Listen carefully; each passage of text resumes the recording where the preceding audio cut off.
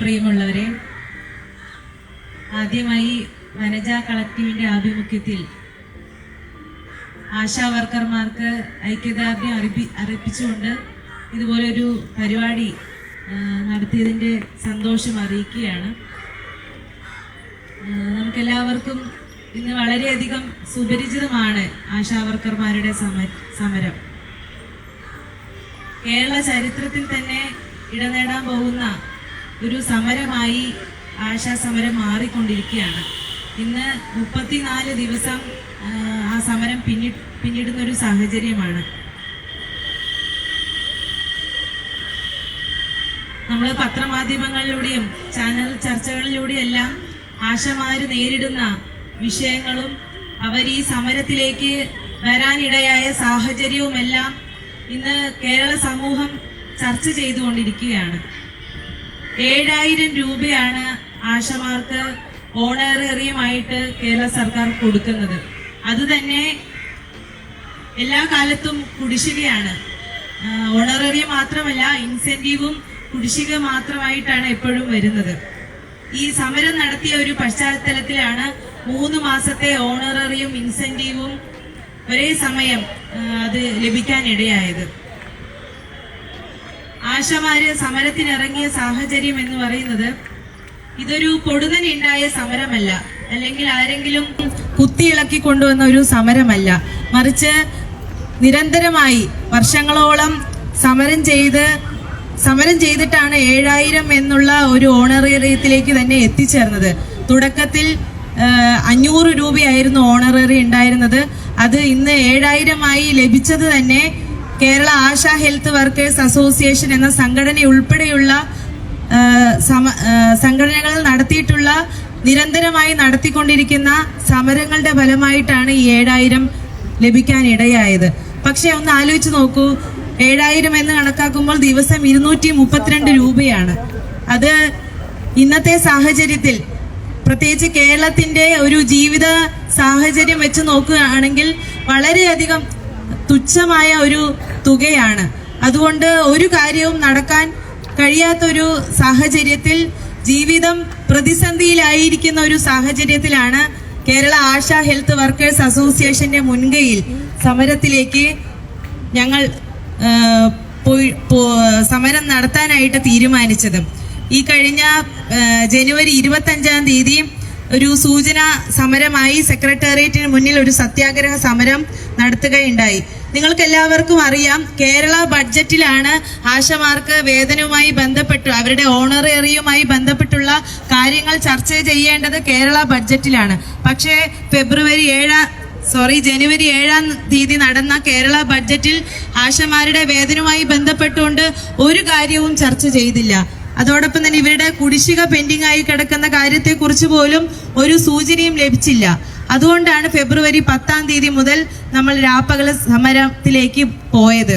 യഥാർത്ഥത്തിൽ രാപ്പകൽ സമരം ആശമാരുടെ ഒരു തീരുമാനമായിരുന്നില്ല. ആശമാരെ അതിലേക്ക് നമ്മുടെ ഗവൺമെന്റ് വലിച്ചിഴച്ചതാണ്. ആദ്യത്തെ ദിവസം തന്നെ ചർച്ചയ്ക്ക് വിളിച്ചിരുന്നെങ്കിൽ ഈ സമരത്തിലൂടെ എന്തെങ്കിലും നേടിയെടുക്കാനായ ചർച്ചയിലൂടെ കാര്യമായ മാറ്റം എന്തെങ്കിലും ഉണ്ടാകുമായിരുന്നെങ്കിൽ ഇത്രയും ദിവസം ഈ സമരം നീണ്ടുപോകില്ലായിരുന്നു. പക്ഷേ അതിനെ തുടർന്ന് നാം കാണുന്നത് എന്താണ്? ആശമാര് ഈ സമരം ചെയ്യുന്ന ആശമാരെ അങ്ങേയറ്റം അധിക്ഷേപിച്ചുകൊണ്ടുള്ള പല പ്രസംഗങ്ങളിലൂടെയും അവരെ ചീത്ത വിളിക്കുകയൊക്കെ ചെയ്യുന്ന വാർത്തകൾ നാം കാണുകയുണ്ടായി. ആദ്യമേ തന്നെ ആരോഗ്യമന്ത്രിയുമായി നടന്ന കൂടിക്കാഴ്ചയിൽ പറയുന്നത് ഇതൊരു അനാവശ്യ സമരമാണ്, നിങ്ങൾ ഇവിടുന്ന് പിന്തിരിഞ്ഞു പോകണം എന്ന് പറഞ്ഞു.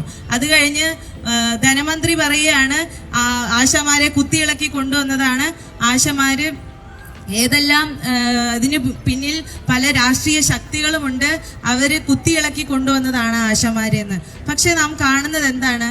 ആശമാര് അവര് അളമുട്ടിയാൽ ചേരയും കടിക്കുന്നു പറയുന്ന പോലെ അത്രയും പ്രതിസന്ധി നിറഞ്ഞ ഒരു ജീവിത സാഹചര്യത്തെ മറികടക്കുന്നതിന് വേണ്ടിയിട്ടാണ് ആശമാർ ഇന്ന് സമരം നടത്തിക്കൊണ്ടിരിക്കുന്നത്.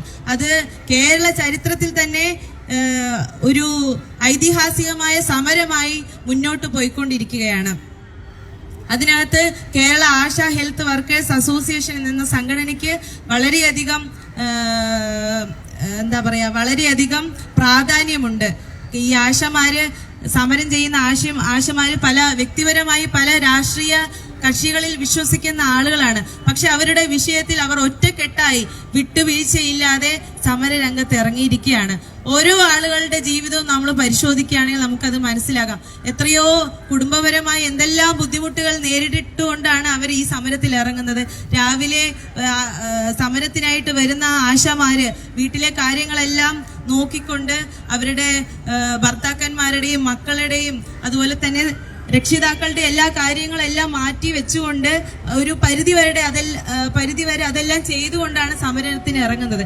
അപ്പൊ ഇങ്ങനെ സമരത്തിന് ഇറങ്ങുന്ന അങ്ങേയറ്റം പാവപ്പെട്ട ആളുകളായിട്ടുള്ള ആശമാരോട് ഈ ഗവൺമെന്റ് കാണിക്കുന്നത് അങ്ങേയറ്റം നിരുത്തരവാദപരമായിട്ടുള്ള സംഗതിയാണ്. വളരെയധികം ഏറ്റവും അടിസ്ഥാനപരമായിട്ടുള്ള കാര്യങ്ങളാണ് ആശമാര് മുന്നോട്ട് വെച്ചിട്ടുള്ളത്. അവർക്ക് 7000 ഓണറേറിയമായിട്ട് ലഭിക്കുന്ന 7000 രൂപ അത് 21,000 രൂപയായിട്ട് അത് മിനിമം കൂലിയാണ്. അവരുടെ തന്നെ കഴിഞ്ഞ പ്രകടന പത്രികയിൽ പറഞ്ഞിട്ടുള്ള 700 രൂപ മിനിമം വേതനം 700 രൂപ അതാണ് അവർ ചോദിച്ചിട്ടുള്ളത്. അതുപോലെ തന്നെ വിരമിക്കൽ ആനുകൂല്യമായിട്ട് 5 ലക്ഷം രൂപ നൽകണം, പെൻഷൻ അനുവദിക്കണം. പല സംസ്ഥാനങ്ങളും അത് കൊടുക്കുന്നുണ്ട്. ഇപ്പോൾ ബംഗാൾ ഗവൺമെന്റ് ആകട്ടെ 2 ലക്ഷം രൂപ പെൻഷൻ അനുവദിച്ചിട്ടുണ്ട്, വിരമിക്കൽ ആനുകൂല്യം അനുവദിച്ചിട്ടുണ്ട്. കർണാടക ഗവൺമെന്റിൽ ഐതിഹാസികമായ ആശമാരുടെ സമരം ഈ കഴിഞ്ഞ നാളുകളിൽ നടന്നു.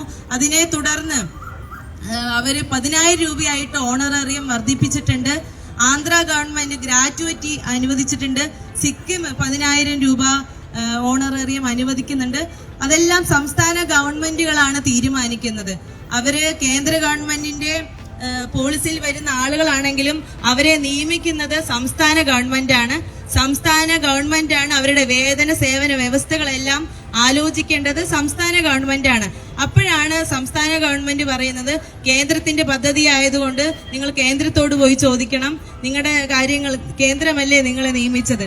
പക്ഷെ യഥാർത്ഥത്തിൽ സംസ്ഥാന ഗവൺമെന്റിനാണ് ഇതിന് പ്രധാനപ്പെട്ട ഉത്തരവാദിത്തം. അവർ വർക്ക് ചെയ്യുന്നത് നമ്മുടെ സംസ്ഥാന ഗവൺമെന്റിന്റെ പൊതുജന ആരോഗ്യ മേഖലയിലാണ്. അതുകൊണ്ട് തന്നെ അതിന്റെ പൂർണ്ണ ഉത്തരവാദിത്തം സംസ്ഥാന ഗവൺമെന്റാണ്. പക്ഷേ ഒരു തിരിഞ്ഞു നോട്ടവും ഗവൺമെന്റിന്റെ ഭാഗത്ത് നിന്ന് ഉണ്ടാവുന്നില്ല എന്നുള്ളത് നമുക്ക് എല്ലാവർക്കും അറിഞ്ഞിട്ടുള്ളതാണ്.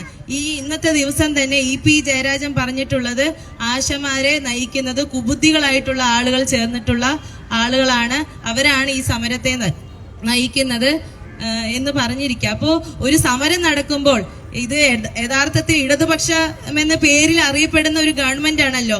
ആ നിലയിൽ സമരത്തെ പിന്താങ്ങുകയും സമരത്തിന് വേണ്ടി നിലകൊള്ളുകയും ചെയ്യേണ്ട ഒരു തൊഴിലാളി വർഗ ഗവൺമെന്റിന്റെ ഭാഗത്ത് നിന്ന് സമരത്തെ അധിക്ഷേപിക്കുകയും സമരത്തെ പിന്തിരിപ്പിക്കുന്ന രീതിയിൽ ആശമാർക്കെതിരെ വലിയൊരു ഭീഷണിയാണ് പലയിടങ്ങളിലും പല ജില്ലകളിലും ആശമാർ നേരിട്ടുകൊണ്ടിരിക്കുന്നത്. ഇതിനെല്ലാം അതിജീവിച്ചുകൊണ്ടാണ് ആശമാർ ഇന്ന് സമരത്തിലേക്ക് വന്നിട്ടുള്ളത്. ഇനി വരുന്ന 17-ാം തീയതി അതായത് മറ്റന്നാൾ നമ്മളൊരു വലിയൊരു സെക്രട്ടേറിയറ്റ് ഉപരോധത്തിലേക്ക് കാര്യങ്ങൾ മുന്നോട്ട് പോകുകയാണ്. ഇത് ഞാൻ ആദ്യമേ പറഞ്ഞതുപോലെ ഇതൊരു ഐതിഹാസികമായ സമരമാണ്. ഇതിനകത്ത് സമരം ചെയ്ത് വിജയിക്കാതെ ആശമാര് പിന്നോട്ടില്ല എന്നുള്ളതാണ് വസ്തുത. അവർ പറയുന്ന ഞങ്ങൾ ഉയർത്തുന്ന മുദ്രാവാക്യം എന്ന് പറയുന്നത് അടിമക്കാലം തീരാതെ അവകാശങ്ങൾ നേടാതെ അനന്തപുരിയുടെ മണ്ണിൽ നിന്നും വീട്ടിലേക്ക് മടങ്ങില്ല. ഇത് ആശമാര് അവര് നെഞ്ചിലേറ്റിയിരിക്കുകയാണ്. ഈ ഒരു അടി പിന്നോട്ടില്ലാതെ ഈ സമരത്തിൽ വിജയിക്കാതെ ആശമാര് ഒരടി പിന്നോട്ട് പോകില്ല. അത്രയ്ക്കും ഈ സമരം നമ്മുടെ സമൂഹവും നെഞ്ചിലേറ്റിയിരിക്കുന്ന ഒരു സാഹചര്യമാണ്. കേരളത്തിന്റെ തന്നെ എല്ലാ തുറകളിൽ നിന്നുള്ള സാമൂഹ്യ സാംസ്കാരിക രാഷ്ട്രീയ രംഗത്തിൽ നിന്നുള്ള ആളുകളെല്ലാം തന്നെ ഈ സമരത്തിന് ഐക്യദാർഢ്യവുമായിട്ട് സെക്രട്ടേറിയറ്റിലേക്ക് എത്തുന്ന കാഴ്ച നാം കാണുകയാണ്. ഞാൻ 28 ദിവസം അവിടെ ആശമാരോടൊപ്പം നിലനിന്ന ഒരാളാണ്. നമുക്കറിയാം ഈ വഴി പോകുന്ന ആളുകൾ ഉൾപ്പെടെ ഈ സമരത്തിന് ഐക്യദാർഢ്യം അർപ്പിക്കുകയാണ്. അതോടൊപ്പം തന്നെ അവർക്ക് സംഭാവന നൽകുകയാണ്. ഈ സമരത്തിന്റെ നടത്തിപ്പിന് വേണ്ടിയിട്ടുള്ള സംഭാവന നൽകാൻ സാധാരണ ആളുകളാണ് വരുന്നത്. അവിടെയുള്ള സെക്രട്ടേറിയറ്റിന്റെ പരിസരത്ത് ഓടുന്ന ഓട്ടോ തൊഴിലാളികൾ പറയുകയാണ് ഈ സമരത്തിന് വരുന്ന ആശമാർക്ക് ഞങ്ങളുടെ വാഹനത്തിൽ യാത്ര സൗജന്യമാണെന്ന്. അങ്ങനെ ആളുകൾ സമരത്തിന് എല്ലാവിധ പിന്തുണയും നൽകിക്കൊണ്ട് മുന്നോട്ട് വരുന്ന ഒരു ഐതിഹാസികമായ സമരത്തിന്റെ കാഴ്ചയാണ് നാം കാണുന്നത്. നമ്മുടെ സമൂഹത്തിൽ ഇത്തരം മാതൃകാപരമായിട്ടുള്ള സമരങ്ങളാണ് ഉയർന്നു വരേണ്ടത്. അത്തരത്തിൽ തുടർന്ന് വരുന്ന സമരങ്ങൾക്കെല്ലാം ഒരു മാതൃകയായി ഇന്ന് ആശാ സമരം മാറിയിട്ടുണ്ട്. അത് ആ രീതിയിൽ തന്നെ വിജയിച്ച് തന്നെ അത് വിജയം വരെ മുന്നോട്ട് പോയിട്ട് തന്നെ ഈ സമരം പിന്മാറുമെന്നുമാണ് നമുക്ക് കരുതേണ്ടത്. എന്തായാലും ഈ ഒരു അവസരത്തിൽ കേരള ആശാ ഹെൽത്ത് വർക്കേഴ്സ് അസോസിയേഷന്റെ ഈ പരിപാടിക്ക് ആശാ വർക്കേഴ്സ് അസോസിയേഷന്റെ എല്ലാവിധ അഭിനന്ദനങ്ങളും അർപ്പിക്കുകയാണ്. ഇതുപോലെ ഒരു പരിപാടി നടത്തേണ്ടത് നമ്മുടെ സമൂഹത്തിന്റെ ആവശ്യകതയാണ്. കോഴിക്കോട് പല സ്ഥലങ്ങളിലും നമ്മൾ പരിപാടികൾ നടത്തിയിട്ടുണ്ട്. ഐക്യദാർഢ്യ പരിപാടികൾ പല സംഘടനകളും നടത്തുന്നുണ്ട്. തുടർന്നും വലിയൊരു സാമൂഹ്യ മുന്നേറ്റമായി ഈ ആശാ സമരം മാറുമെന്ന് കരുതിക്കൊണ്ട് ഞാൻ വാക്കുകൾ ഉപസംഹരിക്കുകയാണ്. ഒരിക്കൽ കൂടി എന്നെ ഈ പരിപാടിയിലേക്ക് ക്ഷണിച്ചതിന് വനജ കളക്റ്റീവിന് ഒരിക്കൽ കൂടി എന്റെ നന്ദി രേഖപ്പെടുത്തുകയാണ്.